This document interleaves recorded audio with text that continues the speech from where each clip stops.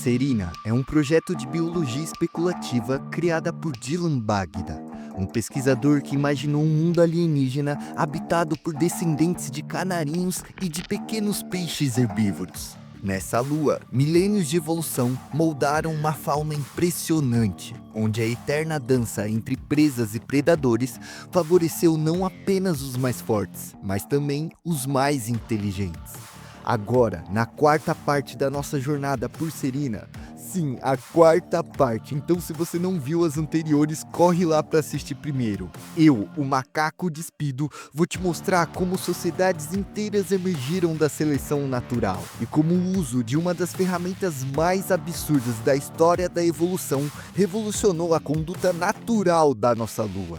A incrível capacidade de sonhar. Já deixa seu like e seu hype e bora! Serina. 265 milhões de anos se passaram desde a soltura do nosso primeiro canarinho. E agora, no último seno médio, nossa lua passa pela maior queda de temperatura já registrada. Nossos protagonistas, os coveiros, 5.000 anos depois do desaparecimento dos últimos carpinteiros, evoluíram para uma sociedade coesa e especializada em longas navegações. Era o começo de uma grande era de expedições oceânicas em Serina. E é claro que essa virada não veio do nada. Como tudo nesse mundo, ela foi resultado direto das mudanças climáticas severas que devastaram os ecossistemas terrestres, obrigando os coveiros a buscar sustento em outros biomas. A pressão seletiva favoreceu aqueles mais engenhosos e colaborativos. Com poucos recursos, os coveiros foram capazes de criar ferramentas com fibras, ossos e pedras, desenvolvendo anzóis adaptados a diferentes tipos de presa. Mas mesmo assim, uma limitação clara persistia em sua espécie. Munidos de tecnologias, eles não eram capazes de ver o mundo como antigamente. Antes, eles contavam com os carpinteiros para fazer tarefas mais complexas e até mesmo guiar, trazendo outra visão de mundo para o seu povo. E é por isso que, mesmo após milênios do seu desaparecimento, a memória desses aliados continua mais viva do que nunca. Através de pinturas rupestres e culturas orais, eles se tornaram figuras centrais de uma religião primitiva baseada em símbolos de empatia e na convivência pacífica com todas as formas de vida de Serina. Inspirados por essa filosofia, os coveiros se viam agora como guardiões morais desse planeta. Exploradores não só do oceano, mas de qualquer lugar que guardasse um traço de inteligência. E foi nesse espírito que eles encontraram criaturas surpreendentes ao longo de suas viagens marítimas. Entre elas, um grupo de aves metamórficas adaptadas ao ambiente marinho. Os orelhas de guelra. Respirando por guelras evoluídas a partir do canal auditivo, essas aves lembram muito mais os peixes do que os próprios pássaros. E algumas, como Itami, preenchem um nicho ecológico equivalente a de predadores terráqueos como os tubarões. Enquanto isso, outras espécies seguiram um caminho evolutivo totalmente diferente. Os pássaros da areia. Com corpos que lembram as enguias, eles passam a maior parte do tempo enterrados no sedimento. O comportamento lembra muitos de algumas enguias e até mesmo alguns linguados. E sua estratégia de caça é igualmente semelhante. Usando suas línguas finas e rosadas como iscas móveis, eles atraem pequenos animais curiosos diretamente para sua boca. Essa biodiversidade mostra não só o potencial adaptativo que as aves conquistaram em Serina, mas também a grande disputa para ocupar diversos nichos desse planeta. Ela se tornou tão cabulosa que, mesmo vivendo no fundo do mar, nem todos os predadores aquáticos seguiram o caminho das guelras. Um outro grupo, conhecido como cobra-enguia, são descendentes dos pequenos peixes herbívoros e evoluíram para respirar o ar, ocupando um papel semelhante ao dos crocodilos daqui da Terra, assim como nossos répteis aquáticos que permaneceram imutáveis desde a época dos dinossauros. As cobra-enguia ocupam um nicho extremamente próspero e estável. Só que após o colapso ecológico na era glacial do último seno, apenas uma dessas espécies de cobra sobreviveram. Os dragões marinhos migratórios. Uma criatura extremamente inteligente, social e com um comportamento cooperativo que inclui até mesmo outras espécies. E falando em outras espécies, não foram as aves costeiras e muito menos os descendentes dos peixes que mais surpreenderam os coveiros. O contato mais impressionante e perturbador foi com as formigas do mar. Ao longo de eras, essas criaturas evoluíram como um dos grupos mais bem adaptados de Serina. Carregando uma fina camada de ar entre os pelos hidrofóbicos de seu corpo, elas conseguiram colonizar até mesmo regiões parcialmente submersas, criando colônias inteiras anfíbias, móveis e altamente agressivas. Seu comportamento é fantástico e incrivelmente sincronizado. Por onde passam, nada escapa. Elas transformam os tecidos vivos em uma substância nutritiva viscosa, convertida em seiva para alimentar a sua rainha. Mas quando falamos de adaptações a uma vida marinha, entre os grupos mais distintos da fauna terrestre e aquática de Serina, os zangões ocupam um lugar especial na história evolutiva da nossa Lua. Descendentes de aves adaptadas ao solo, os famosos escavadores, esses animais passaram por uma transformação radical na sua morfologia. Um exemplo de uma forma primitiva derivada desse grupo são os mata-minhocas, um pequeno zangão adaptado à vida subterrânea. Em contraste, espécies maiores e mais especializadas surgiram de zangões. O snoot espinhoso gigante é um zangão extremamente robusto. Pesando até 9 quilos, ele é coberto por uma armadura de penas modificadas em espinhos, que os protegem de inúmeros predadores. Já o texugo de 3 listras lembram muito os ancestrais dos coveiros, e embora não usem ferramentas como os coveiros, demonstram habilidades cognitivas consideráveis, vivendo em grupos sociais subterrâneos. No extremo oposto dos animais sociáveis, temos o quebra-espinhos, um animal temido por quase todas as espécies com quem compartilha o território.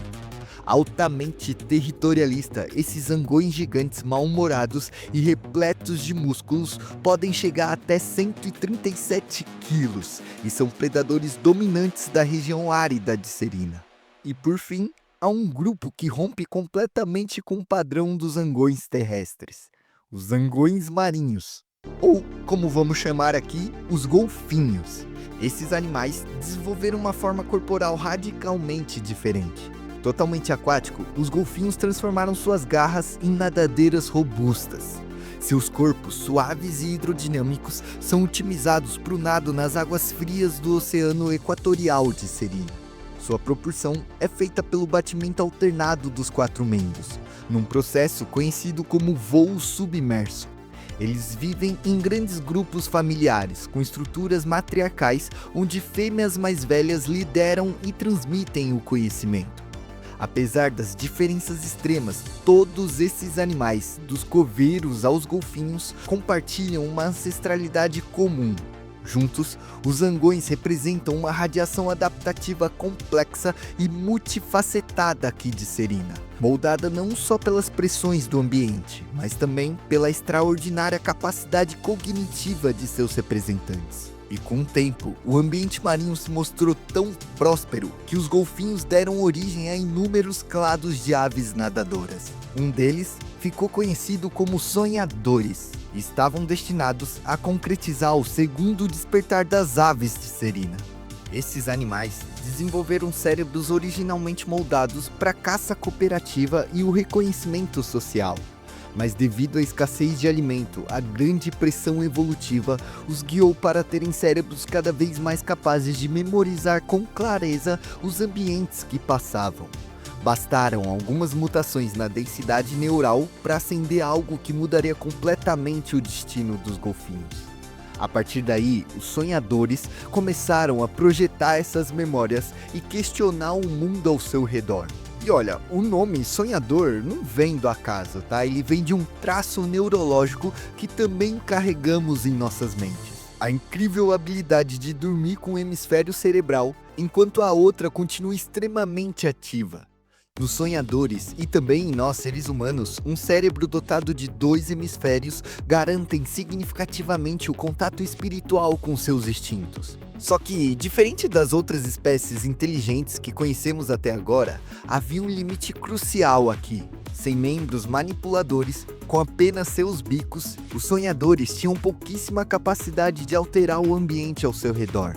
É por isso que seu desenvolvimento ocorreu cada vez mais nesse plano mental. E ainda que vivessem em coletivos, foi o desenvolvimento individual e a percepção de mundo que se tornaram a maior ferramenta evolutiva dessa espécie. E cara, para você que não entendeu ainda, deixa eu falar melhor sobre a importância dos sonhos nos seres vivos. A gente sabe por estudos da neurociência que praticamente todo animal com 2 hemisférios cerebrais ou com certo nível de complexidade neural é capaz de sonhar. Sonhar não é uma simples viagem psicodélica da nossa mente, tá? Ela também assume um papel como um mecanismo biológico importantíssimo, ligado à aprendizagem e à memória dos objetos. Por exemplo, elefantes usam o sono para memorizar inúmeros caminhos migratórios. Já os cães sonham com situações diárias, reforçando comportamentos sociais aprendidos ao longo do dia. Então, digamos que sonhar é basicamente um caminho muito estratégico de treinar o cérebro mesmo quando se está em descanso. Mas só criar imagens mentais não basta aqui, tá? Assim como o ser humano, o sonho dos golfinhos também deu um passo muito além da realidade. Através da projeção, eles começaram a sonhar com outras aves, com eventos que nunca aconteceram e com possibilidades que só existiam dentro de suas cabeças. Foi aí que eles romperam completamente os limites da realidade impostas por sua natureza. E essa quebra de realidade é muito significativa. Foi sonhando que nós, seres humanos, nos imaginamos como deuses e futuramente até construímos nossas paisagens. Foi sonhando que a gente se viu voando e até eventualmente construímos máquinas para voar. Então, se existe uma cultura, uma ciência, arte ou nave espacial que seja, é porque lá atrás alguém sonhou com um mundo fantasioso e real. E assim como aconteceu na Terra, em Serena, durante centenas de milhares de anos, os sonhadores se espalharam pelos mares em busca de seus ideais. Hoje, eles formam a espécie mais numerosa e culturalmente diversa de Serena. E isso significa que eles não são completamente unificados, tá? Duas grandes culturas emergiram dentro dos sonhadores, os pescadores e os pastores.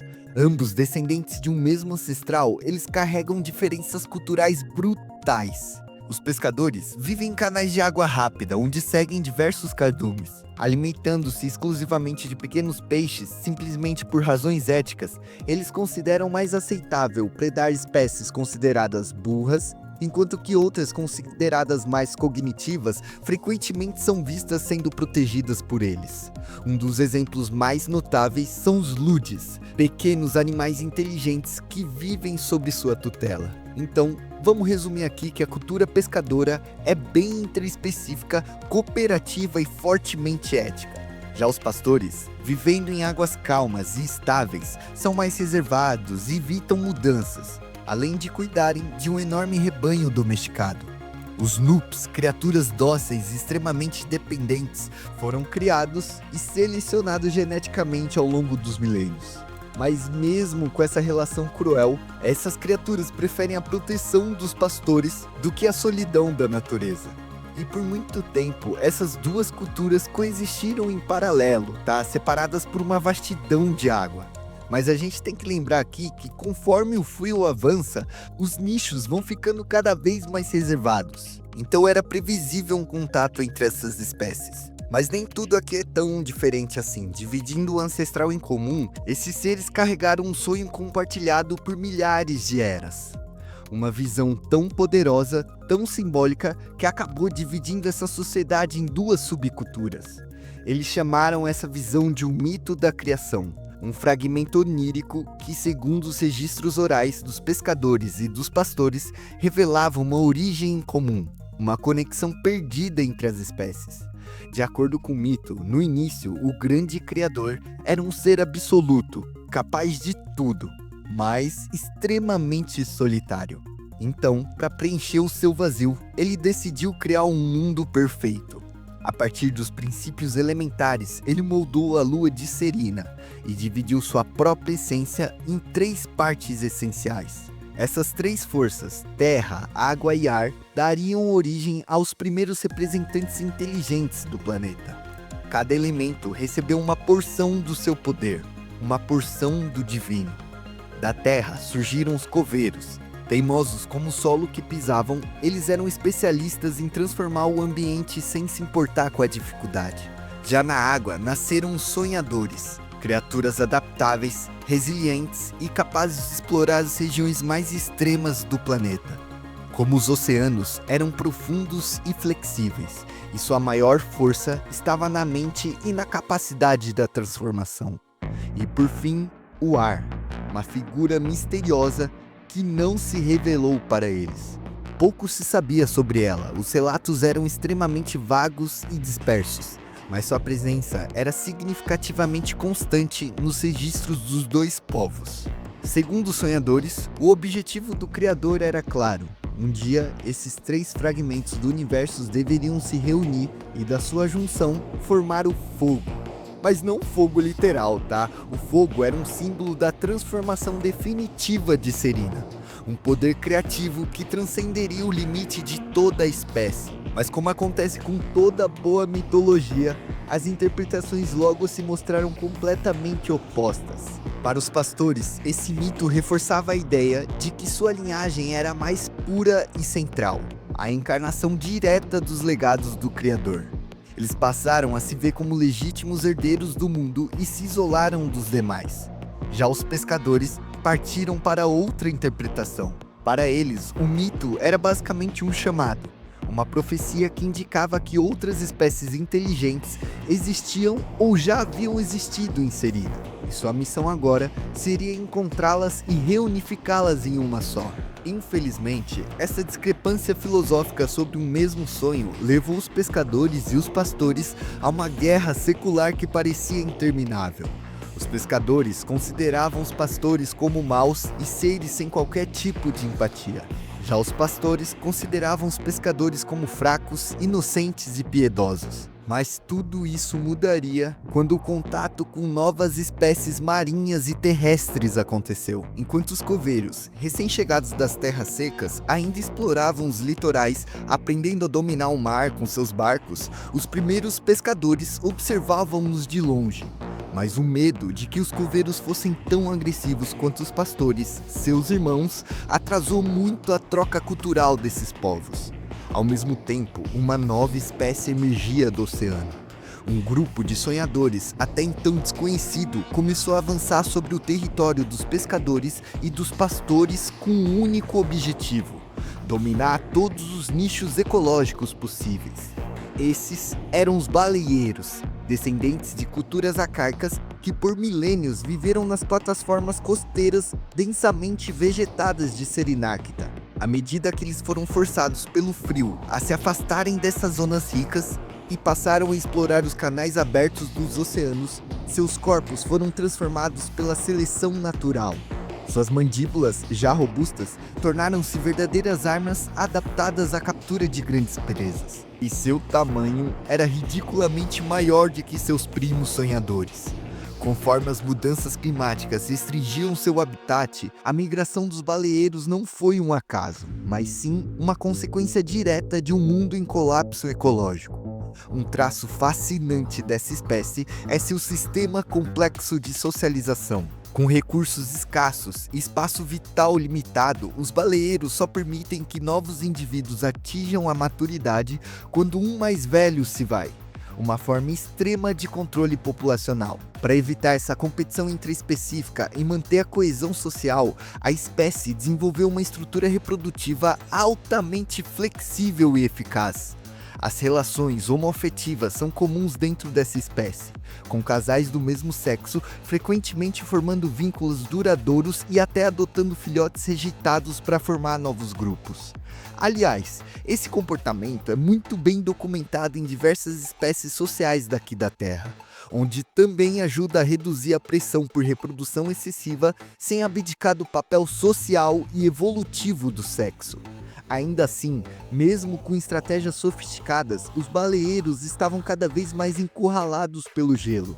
Sem escolha, migraram em massa em busca de alimento. E como qualquer espécie invasora, os baleeiros acabavam rapidamente com todos os recursos dos outros biomas, sem nem mesmo dar tempo de seus integrantes se adaptarem à sua presença. Quando eles finalmente chegaram às águas rasas, territórios até então desconhecidos, encontraram os pastores e os pescadores. Ambos eram espécies menores, fisicamente mais frágeis e muito menos organizadas em escala territorial. Aos olhos dos baleeiros, esses sonhadores pareciam patéticos, e se não podiam nem defender as suas águas, então eles nem mereciam tê-las. Como todos os sonhadores, os baleeiros também receberam um sonho do mito da criação, mas sua interpretação foi bem mais radical. Ao contrário de seus primos, que viam o mito como uma herança compartilhada, os baleeiros acreditavam ser os únicos sonhadores verdadeiros. Para eles, seus primos não passavam de falsos profetas, usurpadores da narrativa sagrada. Eles se viam como descendentes diretos do Criador, e não aceitavam menos do que a divindade como destino.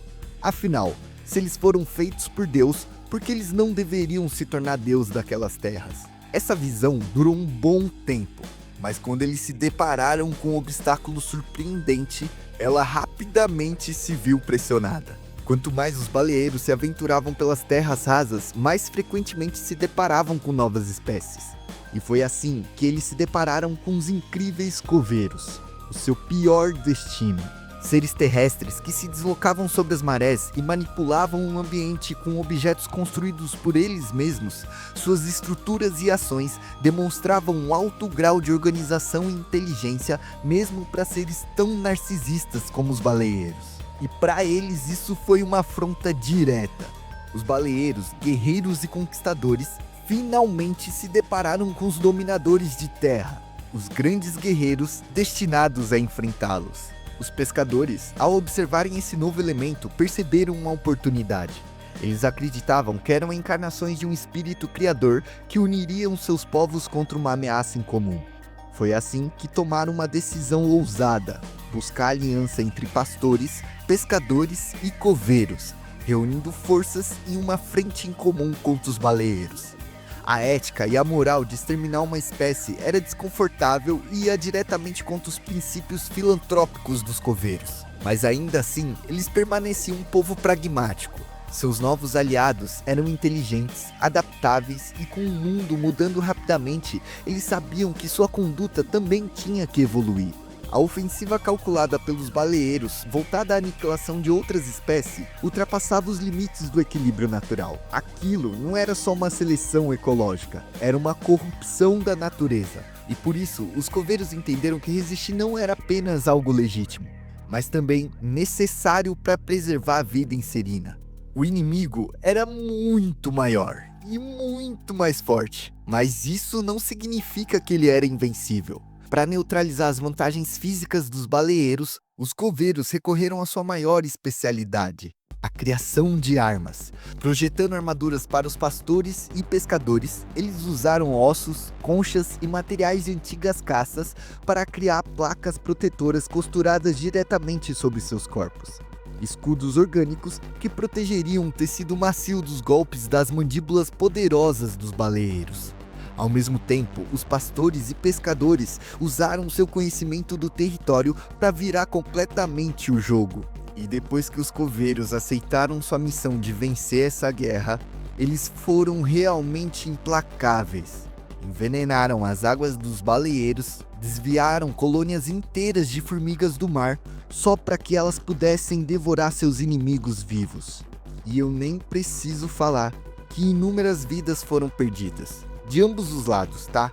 Mas no fim, a coalizão entre coveiros, pastores e pescadores prevaleceu sobre qualquer obstáculo natural. Os baleeiros, vendo seus próprios companheiros sucumbirem, não tiveram outra escolha a não ser recuar. E quando o silêncio voltou e a espuma do mar ficou tingida de vermelho, pescadores e pastores não sentiram nenhum orgulho daquilo. Eles apenas sentiam o peso da guerra. Afinal, como poderiam ser tão diferentes daqueles que juravam derrotar se eles começaram a gostar daquela destruição? Foi assim que, diante da devastação que havia ajudado a provocar, coveiros e sonhadores decidiram interromper o ciclo da violência.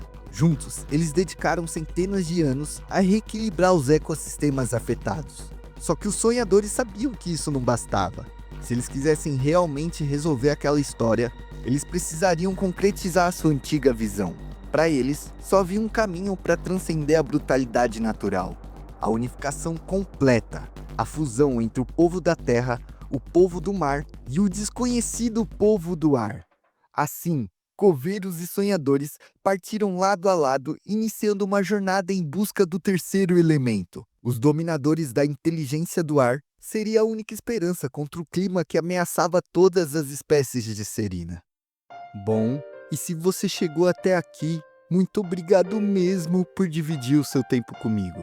E antes de você sair desse vídeo, não esquece de deixar aquele like e aquele comentário, até porque é só assim que eu sei se vocês estão gostando ou não desses universos cabulosos de biologia especulativa.